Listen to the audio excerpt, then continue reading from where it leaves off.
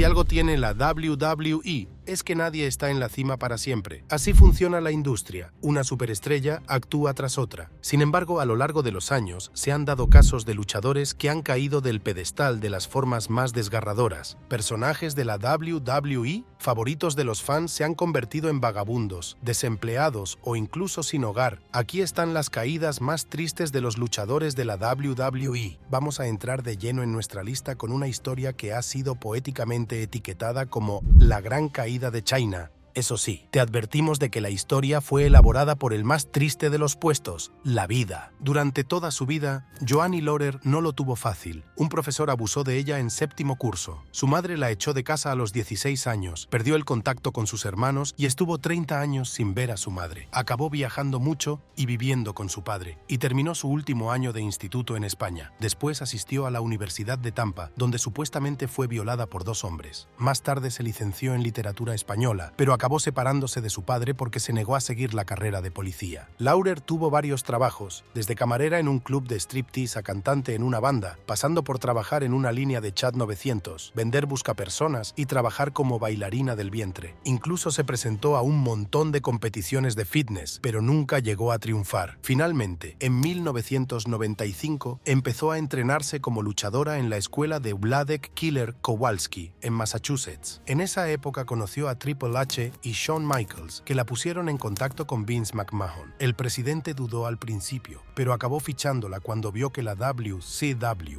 intentaba secuestrarla. Y vaya si lo consiguió. Joanne Laurer se unió a la WWE en 1997, adoptando el nombre de Chyna, y fue tan emblemática que la llamaron la 9ª maravilla del mundo. Chyna fue miembro fundador del establo de Generation X como primera mujer enforcer de la promoción y se convirtió en la única mujer de la historia en ostentar el título de campeona intercontinental, ganándolo 2 veces. También fue la primera mujer en participar en el Royal Rumble y en el torneo King of the Ring. Y no hemos hecho más que empezar. Si hay algo por lo que destacó esta mujer, fue por enfrentarse en varias ocasiones a luchadores masculinos y salir vencedora. Y no estamos hablando solo de luchadores de categorías inferiores, Esta mujer consiguió victorias individuales sobre campeones mundiales como Triple H, Kurt Angle, Chris Jericho y Jeff Jarrett, llegando a ser la aspirante número 1 al campeonato de la WWE. A pesar de todo el éxito, Joanne Laurer siempre fue una mujer problemática. En primer lugar, sufrió crisis mentales debido a las burlas de los aficionados y personalidades del backstage por sus rasgos excesivamente masculinos. Para remediarlo, se sometió a varias operaciones en la nariz, los pechos y la mandíbula, y cuando terminó de remodelarse, Chyna era un símbolo sexual reconocido en todo el mundo. Tanto es así que su primera aparición en la revista Playboy en 2000 vendió más de 1 millón de ejemplares, y su autobiografía, If They Only Knew, llegó a la lista de los libros más vendidos del New York Times. Pero eso no bastó para mantener feliz a Chyna, al menos no por mucho tiempo. Chyna trató de mantener la calma con algunos gastos realmente imprudentes: un piano de cola, un Audi rojo cereza y miles de dólares en lencería de un catálogo de Victoria's Secret en una sola compra. Aparte de eso, Chyna también tuvo problemas amorosos, ya que mantenía una relación duradera con Triple H, que acababa de convertirse en una de las estrellas más importantes de la empresa. Al principio lo mantuvieron en secreto porque Chyna quería hacerse un nombre, pero finalmente se fueron a vivir juntos y se hicieron inseparables en la carretera. Sin embargo, en el año 2000,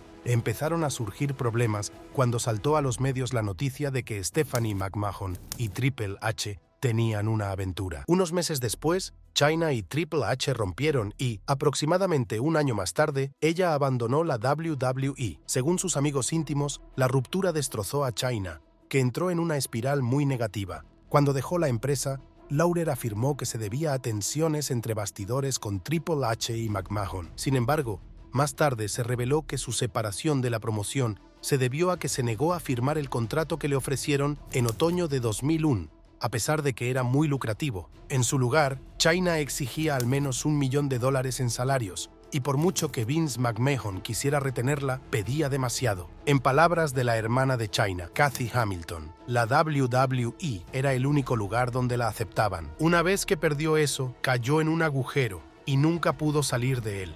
El agujero en cuestión era la adicción a las drogas. Con su entonces novio, X-Pac, Chyna se hizo adicta a la heroína y a la metanfetamina y empezó a llevar un estilo de vida salvaje. Por salvaje, nos referimos a que publicó un vídeo sexual de ella y X-Pac, y poco después se metió de lleno en la industria de la pornografía dura. También probó la lucha libre en New Japan Pro Wrestling y TNA en diferentes momentos, pero sus problemas con las drogas no hicieron más que empeorar. Fue detenida varias veces por violencia doméstica, como cuando supuestamente golpeó a X-Pac delante de sus hijos. En algún momento llegó a tener tendencias suicidas, se cortó, intentó beber y drogarse hasta morir y saltó desnuda a una pecera. Durante la siguiente década, más o menos, los problemas de drogas de Chyna empeoraron a medida que se volvía clínicamente depresiva hasta que, finalmente, en abril de 2017, fue encontrada muerta en su casa de Redondo Beach, California, a la edad de 46 años. Los informes policiales revelaron que Chyna había muerto de sobredosis de drogas. La WWE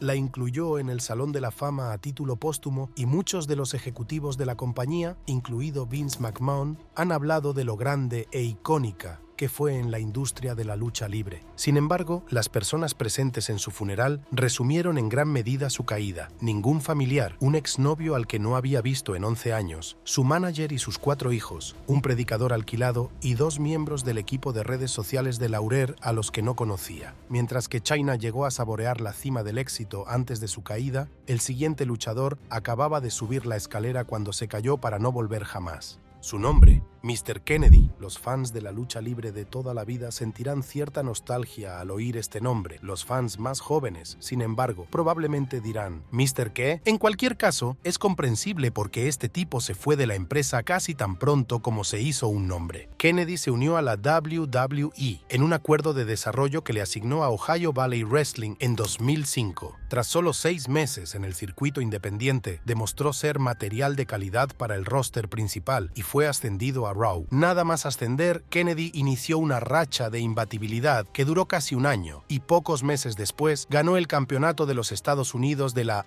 WWE, que mantuvo durante 42 días. Eso es lo mejor que se puede hacer en términos de carreras de lucha libre profesional. Está claro que Kennedy contó con el apoyo de todo el mundo para que le fuera bien en la empresa. Paul Heyman le acogió bajo su tutela mucho antes que a CM Punk. Y lo que es mejor, a Vince McMahon le gustaba tanto el personaje de Kennedy que iba a darle el papel de su hijo en la pantalla durante la preparación de WrestleMania 24. El punto álgido de la carrera de Kennedy llegó a principios de 2007, cuando se impuso a numerosos ex campeones para ganar el combate de escaleras Money in the Bank en WrestleMania 23. Este enorme logro le dio derecho a desafiar a cualquier campeón mundial de la empresa y planeaba hacerlo contra el entonces campeón, Undertaker. Sin embargo, semanas antes de que pudiera tener su oportunidad por el título mundial, Kennedy se lesionó en un house show de fin de semana. Se le diagnosticó un desgarro del músculo tríceps derecho y debía estar de baja un mínimo de 5 a 7 meses. Debido a ello, la WWE le hizo perder el maletín Money in the Bank en favor de Edge, quien lo cobraría en un combate posterior contra el Undertaker. Más tarde, Kennedy reveló que la lesión no era tan grave como la diagnosticó el equipo médico de la WWE, pero que para entonces ya era demasiado tarde.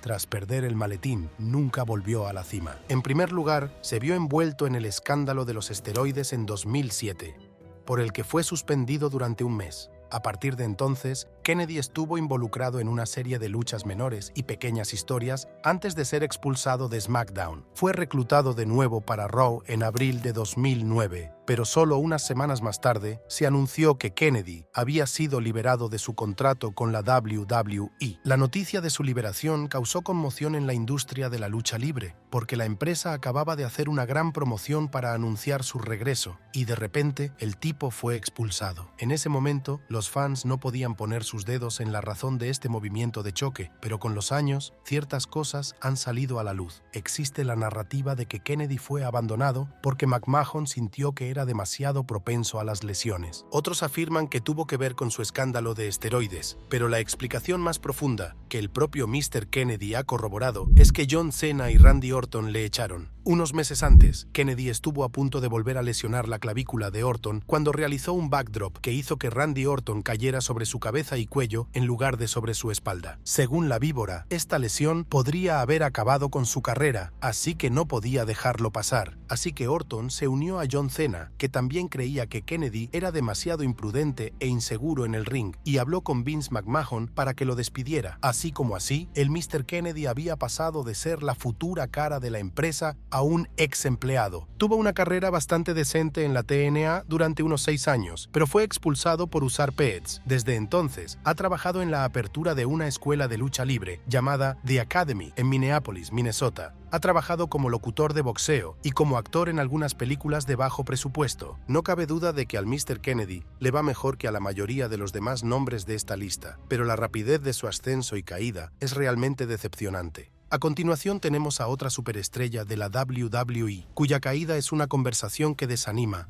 Scott Hall, o deberíamos decir Razor Ramón. Sea cual sea el nombre que decidamos darle, probablemente no hará que la mayoría de los fans lo recuerden mejor. Eso demuestra lo terrible que fue la caída de este hombre. En el sentido real, Scott Hall es un nombre que debería mencionarse entre las leyendas más icónicas de la WWE, como Hulk Hogan, Triple H, Shawn Michaels, X-Pac y Kevin Nash. Y no lo decimos porque todos ellos trabajasen juntos en la empresa durante la misma época. Scott Hall fue miembro fundador de la infame facción NW, o junto a Hogan y Nash, y también cofundó The Clique con las otras superestrellas de los 90 que hemos mencionado antes. Cuando se trataba de carisma, habilidad y técnica, Scott Hall lo tenía todo. Por eso llegó a lo más alto de la industria a los pocos años de empezar su carrera como luchador profesional. Trabajó en la WWE de 1992 a 1996 y ganó el campeonato intercontinental en 4 ocasiones antes de abandonar la empresa para unirse a su rival, la WCW, en un intento de conseguir más días libres. Consiguió sus días libres, pero dejar la WWE marcó el inicio de su lenta pero eventual caída. No nos malinterpreten, Hall tuvo bastante éxito durante sus múltiples etapas en la WCW, donde se convirtió en 2 veces campeón de los pesos pesados de los Estados Unidos, una vez campeón mundial de televisión y 7 veces campeón mundial de equipos de combate. Sin embargo, los problemas de alcoholismo que acabaron arruinando su carrera comenzaron durante su estancia en la promoción rival. Sí, lo que arruinó toda su carrera fue el alcoholismo y el abuso de sustancias. Se dice que estos problemas son consecuencia del trastorno de estrés postraumático que sufrió en 1983, cuando Hall mató a tiros a un hombre a la salida de un club nocturno de Orlando, Florida. Fue acusado de asesinato en segundo grado por disparar al hombre con su propia arma, aunque él alegó que había sido en defensa propia. Finalmente, se retiraron los cargos por falta de pruebas, pero Scott Hall nunca volvió a ser el mismo. Y antes de que digas, oh, hay problemas peores para un hombre que beber alcohol, aquí tienes algunos de los problemas legales en los que se metió Scott Hall. Una vez fue arrestado por manosear a una mujer de 56 años a la salida de un hotel, arrestado por atacar a un cómico en el escenario durante un espectáculo, arrestado por alteración del orden público y resistencia a un agente de policía y por maltrato doméstico a su novia, Lisa Howell, PD. En todos estos casos, Scott Hall estaba completamente borracho en el momento de su detención. También fue despedido de la WWE a los 5 meses de su segunda etapa en 2002, cuando acosó sexualmente a unas azafatas en un vuelo de regreso de Inglaterra que ha sido apodado El viaje en avión del infierno. Scott Hall trabajó en muchas otras promociones de lucha libre, como ECW, NJPW, la promoción con sede en Puerto Rico World Wrestling Council y TNA. Y en caso de que no lo hayas adivinado, fue liberado de varias de estas promociones por problemas relacionados con el abuso de sustancias. Realmente lo tenía asfixiado. En algún momento, la WWE financió su ingreso en un centro de rehabilitación. Cuando salió del centro, le diagnosticaron muchas complicaciones de salud, como neumonía doble, epilepsia y problemas cardíacos. A pesar de ello, la adicción de Scott Hall persistió y llegó a tal punto que sufrió una sobredosis de opiáceos y benzodiazepinas en 2010. Sus amigos de toda la vida y compañeros de lucha libre como Diamond Dallas Page, X-Pac y Kevin Nash le ofrecieron ayuda viviendo con él o acogiéndole en diferentes momentos. Lamentablemente, la pandemia de COVID-19 y los consiguientes encierros que restringían las interacciones sociales hicieron que Hall sufriera una terrible recaída, tanto que llegó a pesar 95 kilos, frente a sus 130 kilos habituales. En el momento de su segunda inducción al Salón de la Fama de la WWE como miembro del NW,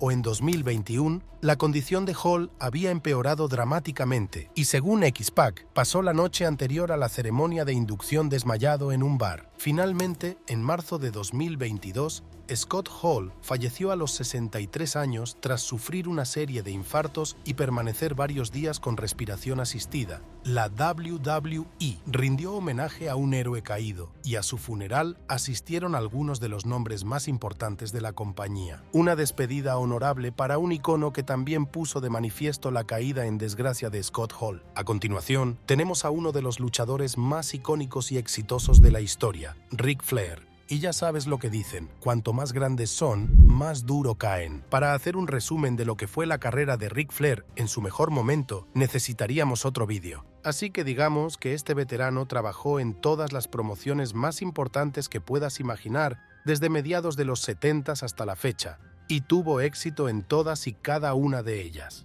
Estamos hablando de las promociones de Jim Crockett, WCW, la WWE, por supuesto, y la TNA.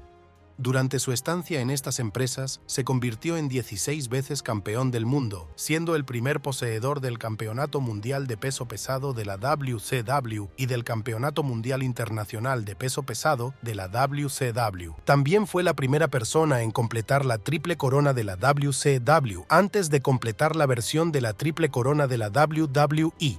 Flair también ha sido galardonado con el premio al luchador del año de Pro Wrestling Illustrated en un récord de 6 ocasiones y ha ganado el mismo título del Wrestling Observer Newsletter, un récord de 8 veces. Si a esto le añadimos que también es el primer miembro del Salón de la Fama de la WWE en 2 ocasiones y que es miembro del Salón de la Fama de la NWA, del Salón de la Fama de la Lucha Libre Profesional y del Salón de la Fama del Wrestling Observer Newsletter, uno empieza a preguntarse, ¿cómo se cayó exactamente? Algunos dicen que se debió a su negativa a aceptar la amarga realidad de ser un anciano. Otros dicen que se debió a sus terribles decisiones financieras y problemas matrimoniales. Aunque todo esto es cierto, la forma más sencilla de explicarlo es que Ric Flair se salió con la suya, siendo tan vil y poco profesional en los inicios de su carrera que nunca supo cuándo parar. Durante su carrera en los años 80, Flair profirió insultos racistas contra Teddy Long, futuro miembro del Salón de la Fama, y se salió con la suya sin pedir disculpas.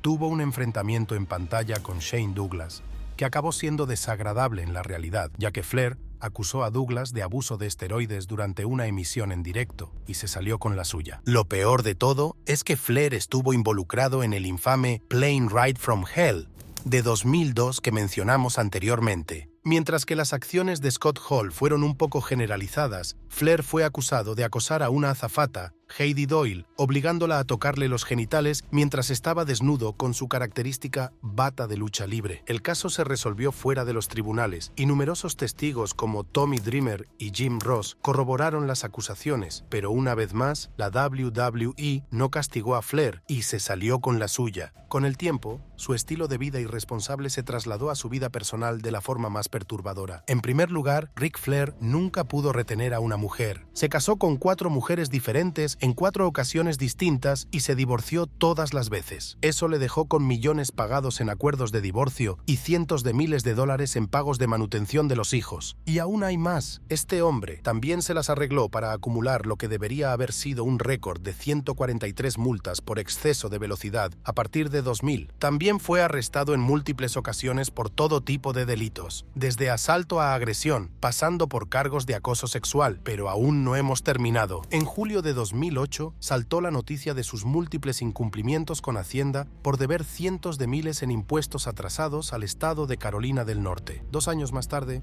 cuando Ric Flair debutó en TNA y parecía estar rehaciendo su vida, ROH interpuso una demanda contra él, alegando que debía a la empresa más de $40,000 gracias a sus múltiples incumplimientos de contrato y a sus múltiples incomparecencias durante su estancia en la empresa. Las cosas se pusieron tan mal que High Spots Incorporated anunció que Flair acabó dando a ROH el cinturón del NWA World Heavyweight Championship como garantía del préstamo. Y luego los propios High Spots consiguieron una orden de arresto contra él en 2011. Y sigue, y sigue, y sigue. Al final de todo, Ric Flair tuvo una carrera icónica, y eso no lo discutimos. Pero en lugar de ser la leyenda que se lleva los papeles de embajador como Hulk Hogan, Ric Flair es el viejo con el que nadie quiere meterse por nada del mundo. Por último, en nuestra lista de las caídas más tristes de luchadores de la WWE, tenemos a Tessa Blanchard. Esta es la más reciente de todas las caídas, y no es tan triste o conmovedora como las otras, principalmente porque Tessa lo hizo todo por sí misma. Con 2 generaciones de luchadores en su familia, Tessa tuvo un buen comienzo como luchadora profesional. Su padre, Tully Blanchard, es considerado uno de los mejores luchadores profesionales que nunca ha ganado un título mundial. Su padre, Joe Blanchard, abuelo de Tessa, también era conocido por sus actuaciones en el ring y como promotor. Dejando a un lado su condición de bebé nepo, Tessa Blanchard tenía madera de superestrella, tenía talento y habilidad y, sin duda, tenía el aspecto para cuando fuera necesario. Empezó a trabajar en el circuito independiente en 2014, cuando apenas tenía entre 20 y 30 años. Muy pronto, se abrió paso para hacer algunos trabajos de mejora para NXT en la WWE, antes de que su gran oportunidad llegara en 2017, cuando llegó a competir en el torneo Mae Young Classic. Sorprendentemente, no consiguió un contrato permanente con la promoción con sede en Stamford, pero se hizo un nombre por sí misma, convirtiéndose en la primera mujer en ganar el campeonato mundial de Impact Wrestling. Y luego todo se fue al garete en algún momento de 2019, cuando surgieron múltiples acusaciones de acoso y racismo contra ella. Probablemente lo que hizo que las acusaciones se pegaran tanto fue que no provenían de una, ni de dos, ni siquiera de 3 de sus colegas.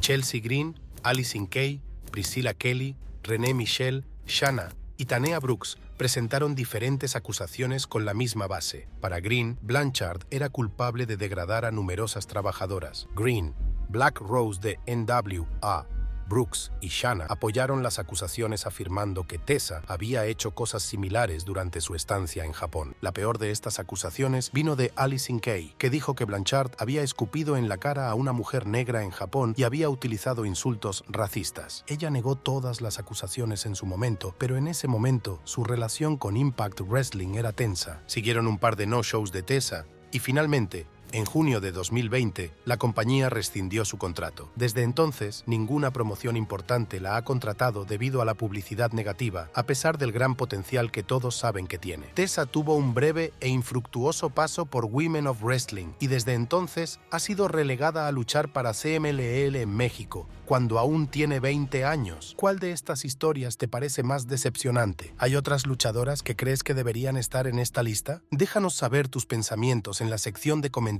y antes de irte, no olvides darle like a este video y suscribirte a Ring Rivals para que no te pierdas los próximos.